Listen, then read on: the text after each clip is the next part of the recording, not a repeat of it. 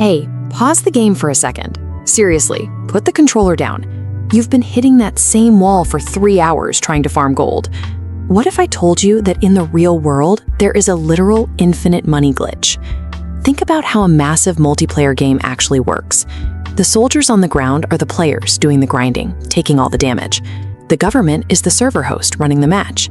And the people making all the money, they are the shady third-party devs getting rich selling the players their gear.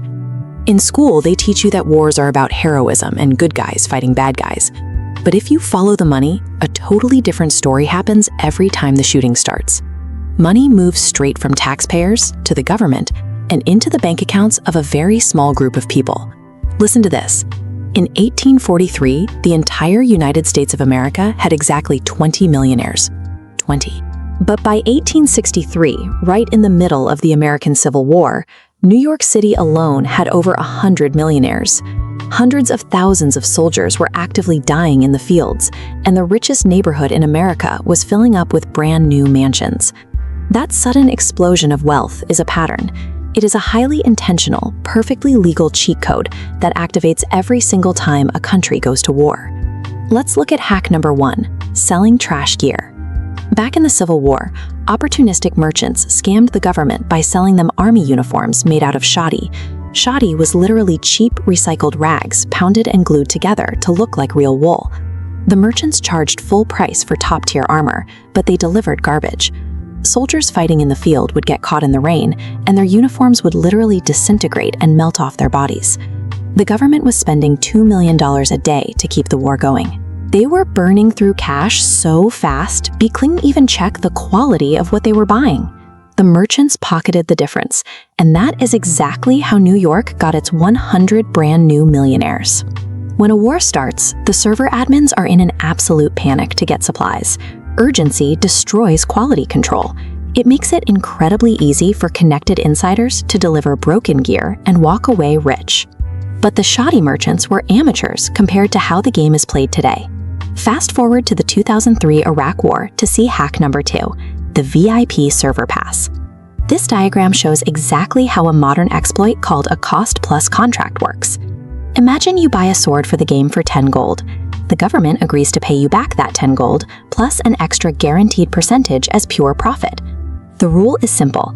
The more money you spend, the more profit you are guaranteed to make. You actually lose money by being efficient. A company named Halliburton used this exact contract structure in Iraq. They were given contracts with zero competition from other bidders. The payout? $39.5 billion. If a slushie cost $3, they essentially got handed enough cash to buy 13 billion slushies. How do you get a VIP pass like that? Well, the Vice President of the United States at the time, Dick Cheney, used to be the CEO of Halliburton. He even held stock options in the company while he was in office. The server admins were directly playing their own game. Modern war profiteers do not need to sneak around selling glued-together rags. The legal rules of the contracts are written to guarantee infinite profit by default. Which brings us to hack number 3, the mods betting on the game. The politicians in Congress are the ones who vote on whether the country goes to war. In 2020, financial disclosures showed that 51 members of Congress and their spouses owned millions of dollars in stock in the exact defense companies making the weapons. Every single time they force the players into a new match, their own personal bank accounts go up. Eventually, some of the players figure it out. In 1935, Major General Smedley Butler was the most decorated Marine in American history. He fought all over the world. But when he retired, he looked back at the system and realized the entire thing was rigged. Butler wrote a book pointing out that despite all his medals, he was basically just a high-class muscle man for Wall Street. He explicitly said that war is a racket, designed entirely to protect the wealth of a few insiders. If you think Butler's warning is outdated history, look at the war in Afghanistan. The United States spent 20 straight years in Afghanistan. The government spent an estimated $2.3 trillion. And on the exact day the military finally pulled out, the same enemy they fought for 2 decades took back control of the country. For the players on the ground and the taxpayers footing the bill, it was a complete and total failure. But look at the financial scoreboard. During that exact same losing streak, defense contractor stocks outperformed the regular stock market by 58%. The players lost, and the developers won.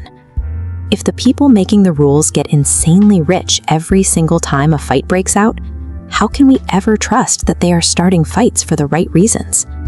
Go ahead and unpause your game, man. The virtual world is a lot safer than the real one.